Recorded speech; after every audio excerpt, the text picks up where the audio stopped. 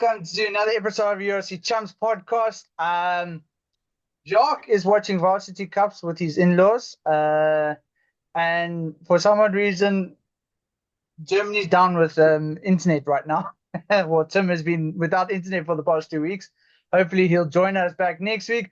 But I have our resident Limerick man being a barbarian today. Dara, Yeah, how you doing, man?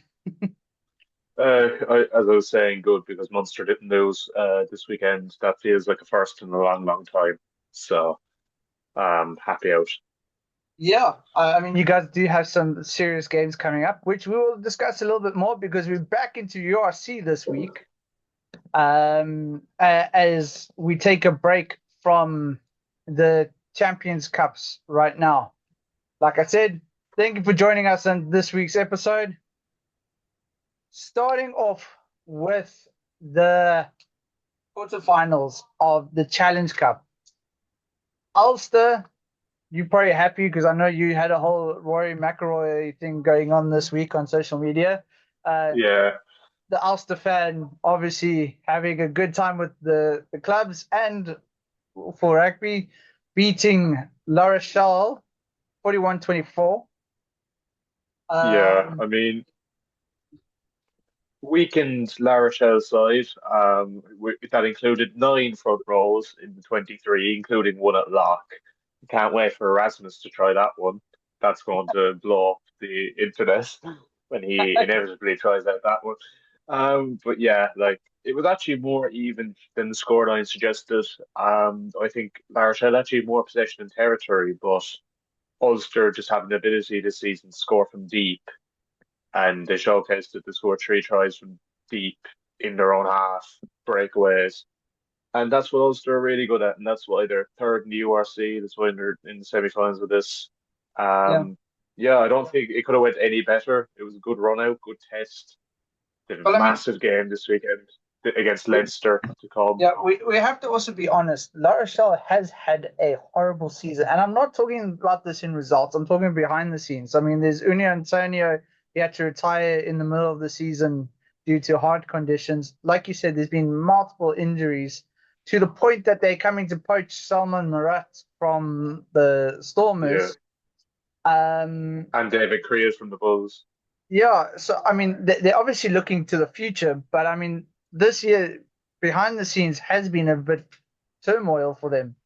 Um, Yeah, I mean they've had a poor season. I think there needs to be a bit of a clear out there because they that side that won 2 European Cups has got old at the same time, and you could see it in the European Cup. They scraped past Newcastle last week, and yeah, I kind of expected once they come up against the proper side in Ulster in Belfast that they were going to get over the line. And yeah, as I said, they're very wasteful. They had a lot of possession, a lot of territory. I think they had 22 entries, just couldn't get over the line, got held up, got turned over a lot, and yeah, just very wasteful in comparison to Ulster. And then their defense was quite poor because, as I said, Ulster 3 tries scored when running from their own half, which is poor metric for a yeah, team as big as Arshel. yeah.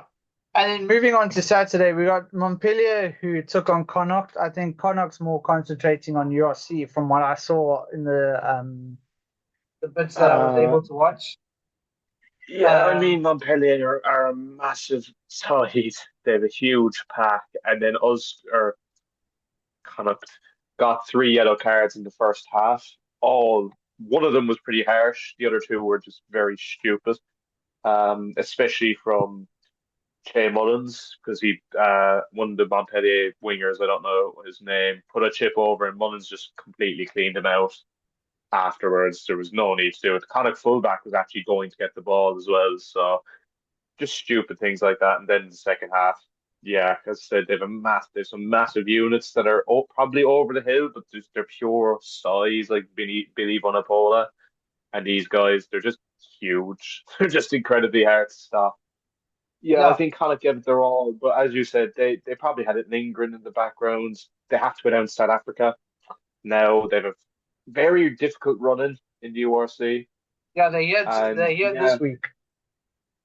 Yeah, they're down in South Africa. Then they have us Cape in Town. Galway, and then Yeah. they're in Cape Town, Joburg. Then they play us in Galway, and they finish at Edinburgh. So they have a very difficult run in. They would have loved to have got through, but like, yeah, I've Montpellier, a club of that stature, they're probably too big to be in the Challenge Cup. They could win it because they have about as easy a semi-final as you could have asked for. But yeah, I think Connacht will be disappointed. But then again, a six-game winning run, comes to an end eventually. So Yeah. I still think there's many positives, especially from the win against the Sharks. I think that was a Mm. real step up. But yeah, now for the URC for Connacht. And then the game that I pretty much said, whoever wins this is pretty much at the end of their run in the Challenge Cup. Zebra versus Dragons. Dragons just coming off 3 points on top of Zebra, 32-35. But Yeah. honestly, I think Look, that's it for them. The semi-finals, and it's yeah, done for them. yeah, they're not going to beat Montpellier away. I mean, look, to give them their credit, I mean, I did not Yeah. think they'd had a hope of beating Stad in Stad. That was a great win. Yeah. This game was a bit more even. The Dragons have really improved, as have Zebra, in fairness. They've both gotten a hell of a lot better than what they were last season. But Mm. yeah, look, a semi-final, the money that's involved in it, I'm sure the Dragons won't mind that. The Welsh rugby in a crisis and all.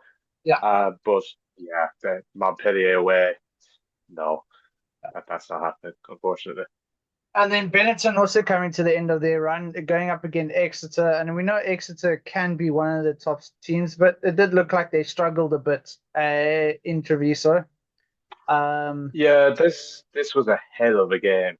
This Mm. was a really felt like a Champions Cup, physical wise, you know. And I have to say, in fairness, Henry Slade is just a clutch player. I mean, the Exeter went six down and he nailed three penalties to win it. One of them was from nearly his own half.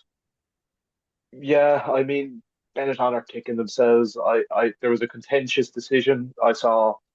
I didn't see it live, but I saw it back, and I saw Menoncello wasn't very happy about it. Of referee called that the player had his knee on the floor when the ball was stripped, and he didn't. But I think Treviso threw it away because they gave away silly access, silly tries. They were on top for the first 10 minutes, and then just botched a restart. Um, Yeah. and gave Exeter a try and things like that. But still, what a hell of a game. And yeah, you feel for Treviso because that's their season because they're not going to make the URC playoffs. They're too far away. Now all it is they can act as spoiler really because I think they have Munster and Leinster at home. So that's their job now, I suppose, is to try and spoil other teams' season. But I think it's even mathematically impossible for them to get into the top eight. Yeah. So yeah, I do feel and they would have had a home semi-final as well. So Yes. I do feel for them. However, I mean, you're saying that it does make them super dangerous in the URC now because they're going to put all the effort in there to end off on a high and hopefully use as a building block onto next season. You Well, said you hopefully they had don't start this weekend. Hopefully they start next weekend. yeah, but yeah. Then we had the Champions Cup. Bath beating Northampton. I am so happy for that. Pollock can go cry after his head knock with his ice pack. Thomas Um, Latoy absolutely dominating the scrums as per usual. Uh, the possible Buck Lock mesh didn't look like he was doing much except for being power in yeah, the this was highly entertaining. This was a great advert for rugby. Well, not if you're a defence coach, you'd be tearing your hair out. But Northampton, yeah, played some scintillatingly brilliant stuff. And I know you won't like me saying this, Curves. There's two decisions that went against Pollock in particular. Probably cost Northampton the game. The first one was Barbary takes him out beyond the ruck, puts him over the horizontal, kind of throws Pollock. He lands on his back. Brace gave a penalty. I thought it was a yellow because once you take a guy over the horizontal and you kind of throw him with no care for him, I think that's very dodgy. And I thought But Barbary got away with one there. it I thought wasn't that just was, it wasn't just up north that happened. There was an incident in the Super Rugby where a player literally went in with the shoulder, hit the guy on the ankles. The guy flipped over, and he was told, "Oh no, it was a penalty." But yeah, I think the the issue that we all having is where we want more consistency and more explanation is becoming louder and louder and louder as the days. Because, like you said, the Stormers got robbed last week before we started. Um, yeah. But I yeah, mean, that I thought I yeah, thought that decision was poor. And then there was another one against Pollock for his yellow. He was cited for hands over the ruck, but it was only hands over the ruck because a Bath player had flown in off his feet and sealed off. So it actually should have been a penalty to Northampton. Brace gave a penalty to Bath and gave a yellow to Pollock, which again I thought was harsh. Those two decisions. Plus, to be fair, Northampton scored 6 points in the second half. They were 35-21 up at half time. So they had that game in yeah. their hands and they kind of tossed it away. As you said, Dutoy came on. He won a scrum penalty on the Saints 5 metre line with about 5 minutes to go. Bath ended up scoring the winning try from it. But But I yeah, mean, I thought it was. here's the question that we have to ask: was that Van Graan just playing the game perfectly, or was that just the fact that Northampton played 60 minutes and it was the final 20 minutes that was the end of it for them? Because I mean, Northampton literally ran away with the game at one point, and then Bath just clawed their way back in with some silly mistakes like that one from the try from Russell. Yeah. Literally, no one even expected. By the looks of it, he didn't even expect it and scored the try. Uh, Yeah. But this yeah, is what the European Cup is meant to be built on, kind of packed stadium, big derby game. Both sides, you have to say, they both flung everything at it, and it was close, it was tight. You never knew who was going to win, really. I thought Northampton would actually barrel away with it. They started unbelievably in the first half. But yeah, look, Bath will be dangerous in the semi-finals. But having to go to Bordeaux, which is probably the hardest club rugby game you can have at the minute, you'd feel that they probably, it's improbable that they'll win there. But I suppose, again, this is all down to revenue. The amount of revenue you get for getting a semi final is fairly ridiculous. Plus, it's the prestige of Bath. And yeah, I think that will be a spicy one if they meet, which is very likely in the Premiership playoffs again. That'll have an extra, especially if it's in Northampton. That'll have an yeah. extra layer of spice Add a to it. bit of So spice to the game. yeah, Yeah. And then the lucky team from last week got a little bit lucky against Glasgow. Toulon coming off winners there, 1922. It just yeah. looked a bit of back and forth, back and forth. Obviously, Toulon took the opportunity and just sealed off the game, which is pretty much what they needed to do. But I don't see them going on beyond. I think they're going up against Leinster, if I'm not mistaken, or is it Bordeaux? And that game, they're going up against Leinster in Dublin. I mean, this game was literally Glasgow again, like Northampton. They had that Yeah, game. They had Toulon on the rattle. Toulon were, I think, give away about 15 penalties. They give a ridiculous amount of penalties away in this game. And Glasgow, and to be honest, Toulon got a yellow for it. I think they should have got at least one more for just constant penalties. But as I said, Glasgow had them on the rattle. They dropped the ball twice between the 5 metre line and the Toulon try line. And then Brex, and Brex is a brilliant centre, by the way. He's just yeah, about the slowest back I have ever seen back. And when he's outpacing your entire back line to score a winning try, that's concerning. So Yeah. yeah, I think it was one injury too many for Glasgow. They had too many out. Both their second rows were out. George Horn was out, and he's a massive part. Hugh Jones was out. We got So them next week. yeah, but I suppose the other part is the hurt that Glasgow have now is going to be channeled into the URC, which they can most definitely still win. Definitely not out the realms of possibility that they go away and win the URC. They could be top seeds. They probably have to win at least one of the games in South Africa to do that. Not against us. They're Not against us. yeah, they're playing the Lions this week, so I actually want Yeah. Glasgow to win that game. That's, or is it Sharks? We'll see. It's the next slide, but yeah. But then, Well, if yeah, it's the Sharks, I hate the Sharks, so I hope Glasgow yeah. win anyway. But So, before we can get back to that, let's just carry on with the Leinster beating Sale Sharks, which is to be expected. To be honest, any team yeah, with Curry in it right now is the same as Pollock. I want. yeah. Well, both Currys were out, Bevan Rod was out, Damien Quirk was out. I mean, Sale have six England internationals, and four of them were out. So any hope that they had then is pretty limited. Plus, if you ever want to get any confessions out of somebody, make them watch that first half. That was 40 minutes of my life I'll never get back, I'm sorry to say. Not only was it just because it was 7-3 at half time, it's because it was literally like under 13s with the amount of drop balls and oh god, I don't even want to think about it. Second half, Leinster just upped it. Sale got a yellow for a fairly unfortunate. I thought Leinster were fortunate, deliberate knock on. I don't think it was. And Yeah. then yeah, I mean they ran away. Tommy O'Brien was about the best bright spark for Leinster. And Rico Ioane Arnie scored. actually looked like he could play rugby.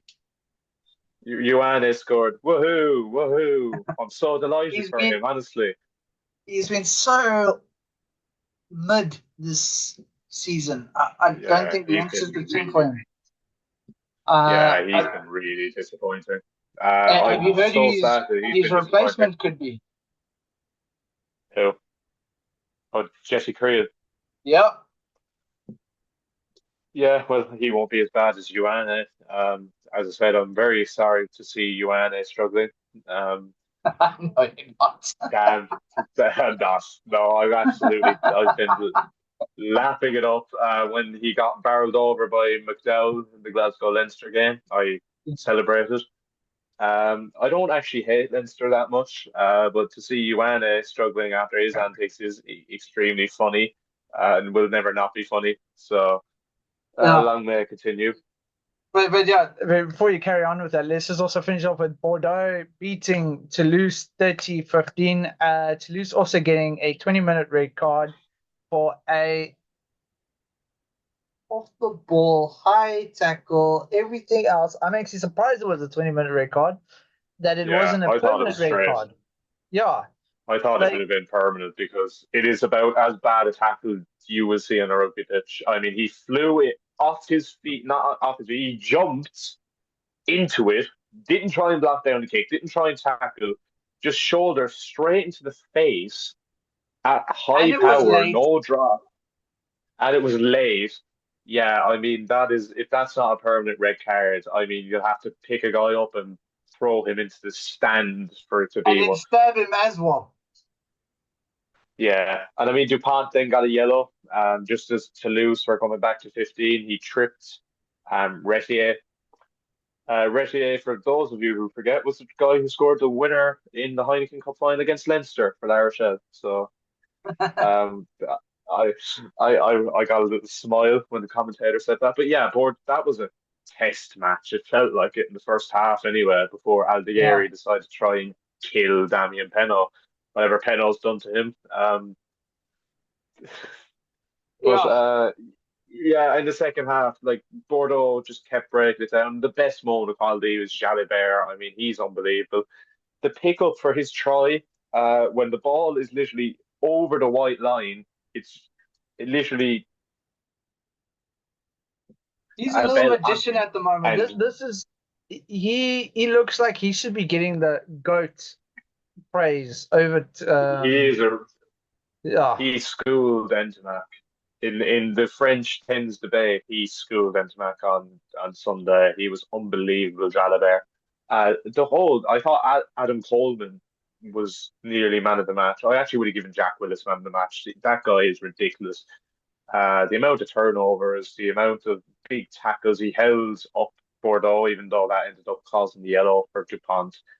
Not his fault, but yeah, I mean, it was a forwards game in the first 50 minutes, and then Bordeaux do what Bordeaux do and just start playing ridiculously quick, good rugby.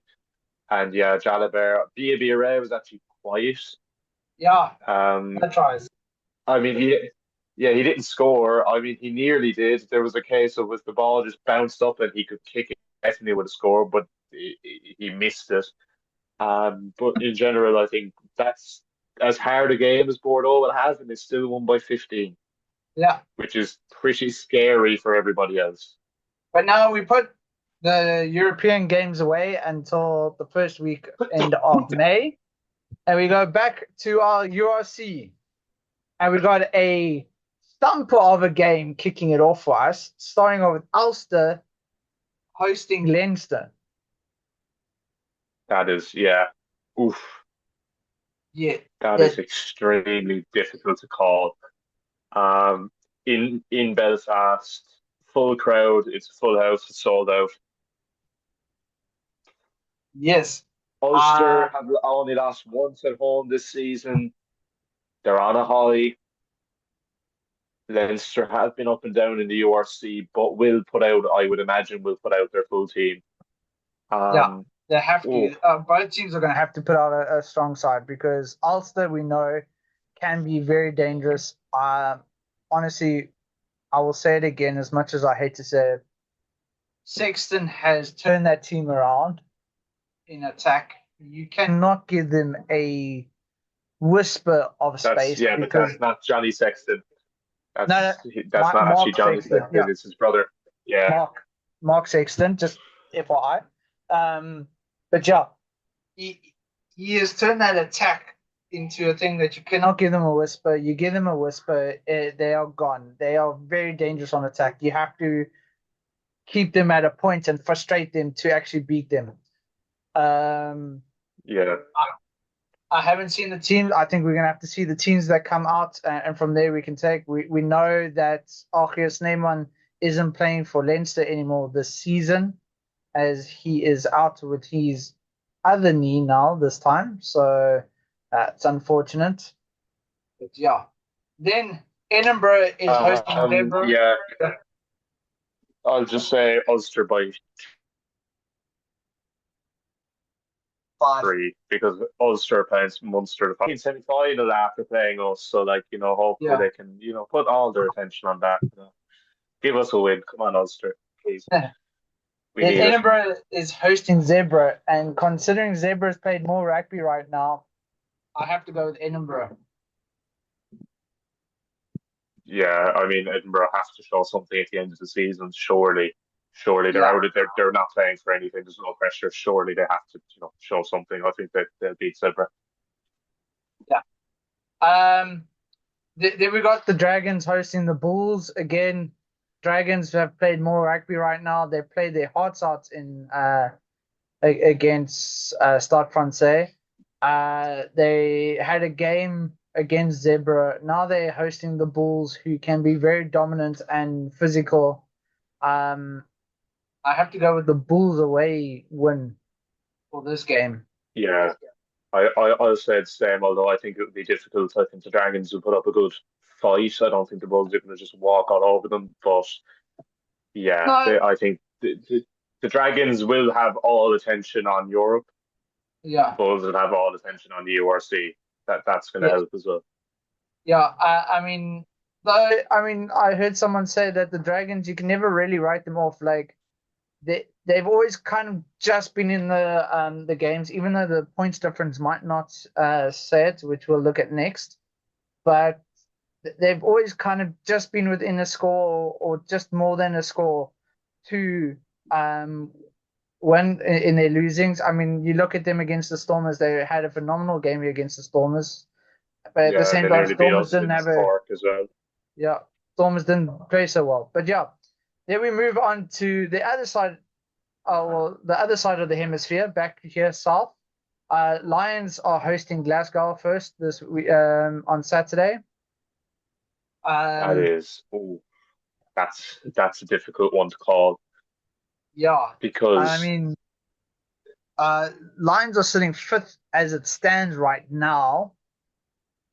Lions can yeah. also be very dangerous. However, like we said, Glasgow does have quite a few serious injuries right now, which means, Although I think but George Horn might be back for this weekend, which is and Hugh Jones. I think they just about missed the quarterfinal. yeah, well, we'll have That's to wait and very see. difficult because the Lions have two home games, two away games. They actually need to win both their home games because they go up to play Leinster and Dublin and Munster and Limerick. So the Lions probably need 9 points out of Glasgow and Connacht at home. But oh, I'm going to say Glasgow. Glasgow by two. Is that because your girlfriend's telling you to say so?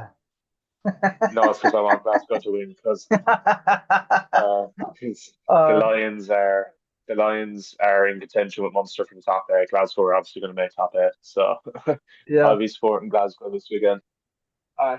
Yeah, we got Stormers going up against Connacht, and I am going to go Stormers because Stormers also are going to be playing with a lot of um, what you call it, Anger, frustration. not anger, frustration, but our team manager passed away this weekend. Um, Chippy Solomons, he passed away. He was the team manager, and it came out this weekend that he has passed away. So I mean, yeah. So Chippy Solomon passed away on Saturday morning at the age of 64. He has served as the Stormers team manager since 2004. He has been part of more than 350 matches in that role. He was born in Newlands and raised in Bonteheuvel. His professional life began becoming a teacher, coach, and headmaster at Westridge High. He played hooker and loose forward and represented Western Province and school sorry structures. He served as life president of Kales River Rugby Club. He was a South African schools coach and selector before entering the professional rugby structures. He has moved through the junior management into the senior role. So yeah, and I mean, I'm just gonna pull it up now quickly. Here is a picture of him. He's recently passed away. Such a sad thing. Rugby describes him as a respected educator, loving father, revered. His influences, yeah, as you can see, also known as Uncle Chippy. Um, One of my favorite memories of Chippy was a Super Rugby game where the camera panned and there was a call that was a horrible call. Even the commentators said it was a horrible call, and he said a very cultural slang swear word. Uh, and it was caught on TV. But everybody who knew the language knew exactly what he had said. It was probably one of the funniest moments when he realized he's like, "Oh, sorry, sorry," on live TV. Um, yeah. Uh, Yeah, I'd read it. I actually read about that. I read Damien Willems and Dobson's um not eulogy. What would you? Yeah, Damien Willems yeah, put something up on Instagram anyway. I saw that and I saw Dobson's press conference. Obviously, very sad. Um, yeah, we'll probably get the Stormers up for the game more. yeah. So there Um, will definitely be and a moment of yeah, silence before the game. So if you are going to be yeah, watching, maybe tune in 5 minutes beforehand. and as well with Connacht, I think that's a good opposition as well in terms of for a game like that. Mm, Um, nice way because to put again, it. you're going to have a must win big. Connacht aren't going to shy away from it as well. But Yeah. yeah, I think Stormers' home advantage, kind of, they have that on their minds as well. Always helps you kind of, um, uh, usually kind of spurs the team on. And, as I said, home advantage, Cape Town. Connacht had a game last week. Stormers didn't. I think, yeah, Stormers will win this game. Yeah, and I mean also the fact is, like we said, Chippy's been involved in the club set or the franchise since 2004. So that's 23 years of being involved, and a lot of the players knew him when he came into the club. I mean, we've got the likes of Dion Fourie, Willemse, as you mentioned, Scara, a lot of the guys who have been around for ages. Yeah, it's sad to see a guy like that go, and I bet you a lot more of what we're going to see from the Stormers is going to be to show that man respect because he deserves a lot of respect. Yeah. Then moving on, we've got Scarlets hosting Cardiff. Cardiff obviously wanting to be in the top eight. Um, so yeah, I mean they're sitting sixth at the moment, so they definitely want to improve on that.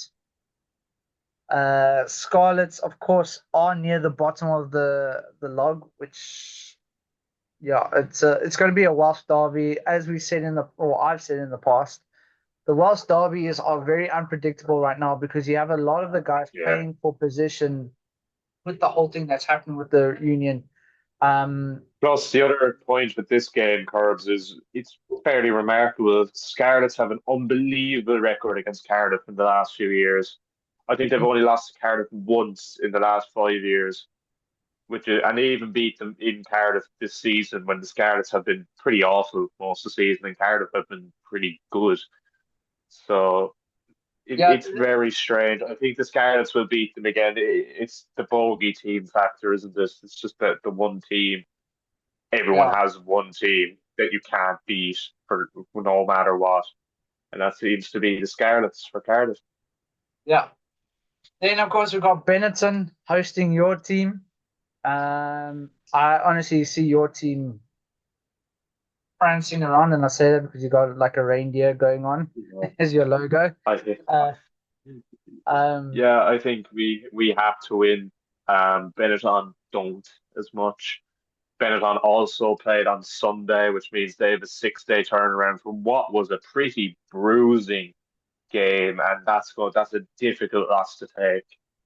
And yeah, yeah, as I said, Munster need to win. There's a massive fire. There's huge backlash after the Exeter disaster, after this disaster against the Sharks.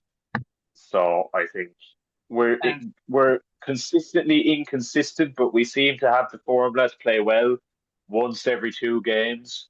And we yeah, played terrible last week, so this is the game after. So I think we'll play well and win. yeah. And then of course, speaking of the Sharks, Ospreys are hosting the Sharks with a returned Etzebeth. He returned already in the against Connacht in the Champions, for the Challenge Cup. Um, yeah, Yeah, this is difficult because the Ospreys are still, they can still make the top 8 as well, and they're and so pretty can good at the. home. The Sharks are pretty Oh, terrible away. well, I mean, the Sharks are above them right now. If you Yeah, look like at if the the Ospreys win, yeah, so Ospreys are sitting at 11th with 30 points. Sharks are sitting 10th with 33, 7 points behind the Bulls. I mean, yeah, a couple of games have to go the way yeah. So I of mean, the loser of this game, you can. pretty much say you're playing for pride. Um, Well, I think they both can make it, but they both need to win this weekend. The loser of this game is gone out of the top 8 contention. The winner could still sneak in. Um, I think the Ospreys also have somewhat of a favourable running after this game. yeah, So it's difficult, as I said, because the Sharks don't travel very well. Ospreys are typically good at home. the Sharks have a team that should beat the Ospreys, but then again, the Sharks have a team that should beat everyone. They typically don't. But also the Why that is, Ospreys have been a I bit don't on and know, but off. I find it incredibly funny. Ospreys have also been a bit on and Yeah, off I this mean, season. I think the Ospreys will also have grievances to take out because they had a perfectly good try in Belfast disallowed that would have won the game. So that could ignite a bit of a fire under the belly. Maybe saying this in hope rather than anticipation because I don't really like Sharks, but Ospreys by 8. Yeah. But I mean, as you can see on the left there, the playoff picture as it stands is right now is Glasgow will be hosting Bulls, Stormers will be hosting you guys, which is not what we want, considering what has happened the last time we were in a similar position. Um, Oh God, we remember that one well, eh? Hmm. I was there for both of those games. Um, Oh yes. Ulster is hosting Cardiff, and Leinster will be hosting the Lions. That is as it stands right now. That can still That will change a change. little I bit. can't see that. Yeah. I mean, if Connacht Genuinely, beat any us, if Connacht beat us and the Bulls lose, then there is a slight change, but I don't see much. Ulster will literally have to win by with a bonus point to go ahead of okay, us. sorry, Curbs, I have to go for 2 seconds. I'm getting a call. No problem. So yeah, I mean, like I said, uh, there can be some movement around. If Glasgow lose and the Stormers win, yeah, could be some changes. The points difference will come into there. Connacht losing with the bonus points. Probably leave it at the same. Yeah, the best thing Sharks could get is still 10th. And that's even with the bonus point win. Uh, yeah.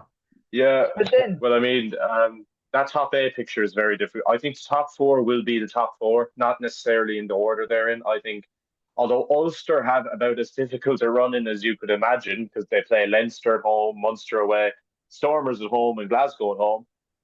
But I still think that top 4 will remain the top 4. But as I said, that could be in any order. Any of them could finish first, second, third, or fourth.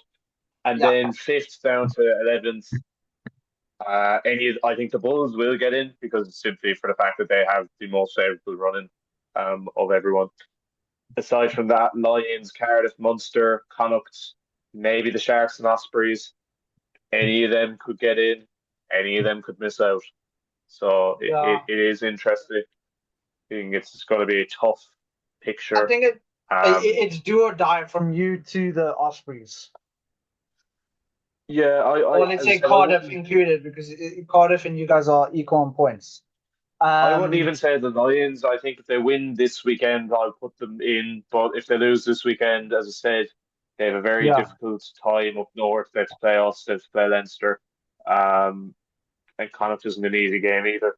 So yeah, yeah, I think the Lions. I think for the case is for the Lions, if they win twice, they'll be in the top 8, no matter who those wins come against. And then yeah, Cardiff down. I think Cardiff, Munster, Bulls. If they win 3, they'll be in there. For Connacht, it all depends on results. A couple of big games in there. Lions play Connacht before the season ends. We play Connacht. Um, I think Cardiff play the Ospreys. Um, you and know, us. there's Their last games against yeah, us at and home for them. Angie. The Lions play Leinster. We play Ulster, and then in the top 4, as I said, Ulster play all of the other top 4 teams, and Glasgow play the Stormers. So that's going to be really Yeah. interesting, and those games will shape that top 4. So But then moving on to more visions for the end of the season, it's been announced that Fife de Klerk snubs overseas interest as Springbok star accepts a pay cut to compete in shock South African return, going to the Cheetahs, which was a bit of a surprise, um, and everything that he was coming back to the Cheetahs, but obviously trying to end off like a Ruan Pienaar kind of vibes. So yeah, back home closer to family. Then, of course, the Yeah. problem at the Bulls right now is they have lost Volko because Volko is coming to the Stormers. They have lost Creel because Creel is going to La Rochelle. Nokia has been confirmed as an injury, or he's also departing as well.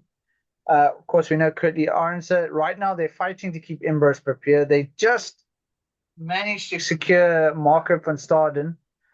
Um,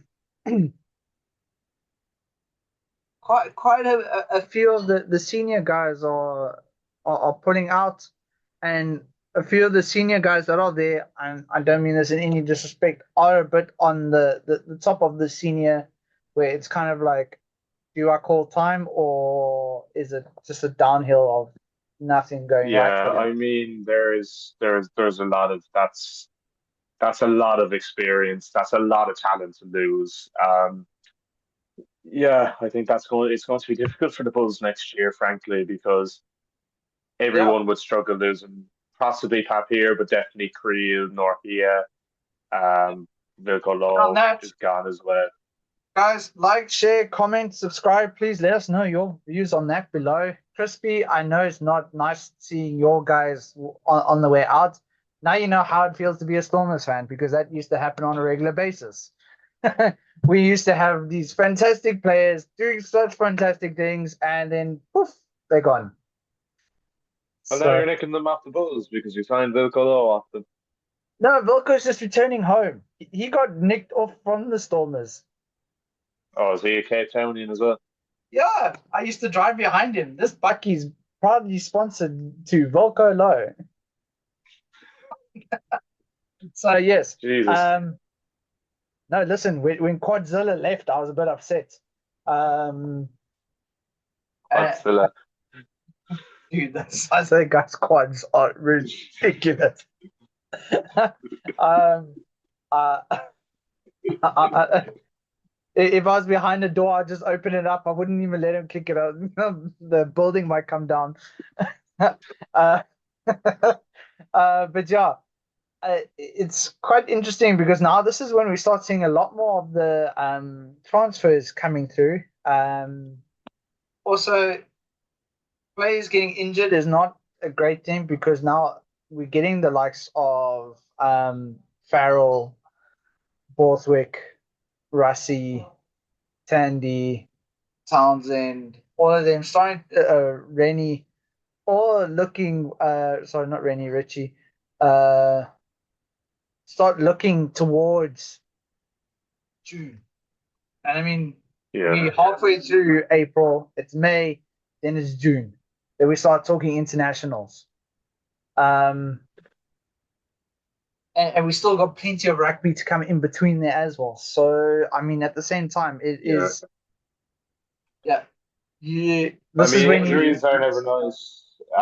For Ireland, I know. Currently, you've Porter out, Paddy McCarthy out. Izuchukwu is just getting back. Balakoon's out, although I think he will be back for June. He could possibly be back even for the end of Ulster's season, if they were to make it into the playoffs and make it to the Challenge Cup James Lowe, final. Lowe is still injured, but again, he's expected to return possibly the week after next, so, as someone was saying, with better Leinster connections than me. So I'll take their word for it. Um, yeah, obviously you guys have a few injuries, but you guys have got so many players. Snyman, obviously the big one. Estevez back though. And yeah, I mean, if the Sharks don't make the playoffs, he's got 4 games that they need. They probably need him to try and get back to full match sharpness. but In don't forget, we got JJ from the meshed. Uh, there's been talk about Dave Ribbons being pulled back in to the South African yeah, because he saw that. hasn't played for England for enough time, so that leaves him wide open. Oh yeah, there's something I also forgot to put in there. It looks like Colby might not be coming back. Freaking Rock Nation just needs to leave it out and let him come back home, and don't push him to some other high-profile club. We want Colby back home. That's to anybody from Rock Nation that might listen. Step out of it. But yeah, but I mean, also the thing is, I'm not too concerned about the issue that we have at lock for the Springboks. Yes, we Oh lost the no, likes there's of, no issues there. yeah, because I mean, also don't forget we got freaking where to go, Peter Steph the toy, Yeah. PSTD. Or I mean, he can play lock and flank, and yeah. So I mean, yeah, there's no issue. I mean, I think in part's a good thing. I mean, Van der Mesch will definitely get capped this summer. I can't see them not capping him. At least giving him a run out. I think uh, against someone. I don't know who the boss have at home. I know he's got England. and we got Klein Um, as well. yeah, you've got John Klein. You've got um, yeah, Master Tiager, all them as well. I mean, if there's one country that's fairly spoiled for second rows, it would be South Africa. Front, just forwards. We spoiled for Yeah, forwards and backline players because I mean you got to look at the likes of Scotland. They got what's his name, Kyle Steyn and Van der Merwe in their backline. Uh, I mean half of the forward pack in 2015 at the World Cup was South African. that's just Scotland. The Spring Yeah, I'm Jocks. just saying that this is Scotland. We've had multiple South Africans play for England, like the likes of Dave Ribbons, Brad Barrett, and so forth. We've had multiple South Africans play for you as well. Stander, Yeah, Klein. Um, I think the only one we haven't really Probably played for more. is Wales. Yeah, that's actually true. Although they've always had a token New Zealander in their team, pretty Yeah, much. They always do. Blair because I mean, Murray, even now. if you go in the Six Nations, we've done England, we've done Ireland, we've done Scotland, we've done France, we've done Ireland, not Italy. Italy. Everyone's done Italy. I mean, when I was growing up, and this isn't that long ago because I'm only a spring chicken. I mean, Italy's team, I remember it was full of English and Irish and Scottish and Welsh fellas who weren't good enough to play for Ireland, England, Scotland, and Wales. So they go, "Oh well, my grandmother was born in Florence. I'll play for Italy." Oh yeah, But at least they now had the one Irish guy who his retina got removed in a game by a stud. Ian Yeah, McKinley, yeah. yeah, he They ended had up playing. Tane Robertson. They had Tane Robertson. They had loads of. Now, to be fair, their team is fairly Italian now. I know Yeah, Brex is from Argentina and Joanne is from New Zealand, but they're at least doing better now than they did. and Who Vardy else? is Lamb also is from. Yeah, Dino Lamb is from. He's certainly not from Italy. I forget where he's from. I think he's English. and Stephen Barney was born in Wales. Louis Lino was actually born in Italy, so you kind of have to give them that uh, yeah. because I mean, his dad, Michael, played for Treviso, so back in the is he, 90s. I wonder if he's related to that Australian. That was a Yeah, they're nice. brothers. Are they brothers? Oh, Himself okay. and Tom Lina. Yeah. It's like But a thing yes, I saw with Trevor Brennan. Actually, before we end, Trevor Brennan, he used to play for Ireland and Leinster, and his son Josh plays for Toulouse. There's another one. He's another son playing for Toulon, and I only noticed it for the first time on Saturday. And I was wondering whether that was his son or he set up some sort of Brennan Connolly in the south of France, and he's just and there's just so he's loads like of them clan running on the around. But side. no, yeah, Yeah. he's a postman, so unless he's delivering more than the post, but no, it turns out that is his son as well. So he's got This two is a sons rugby playing rugby in the podcast, south not of a life orientation podcast. France. But yeah, guys, I just want to say thank you for joining us, fellow champions. Be safe, go well. Dara, thanks very much for joining me today. Cheers, man.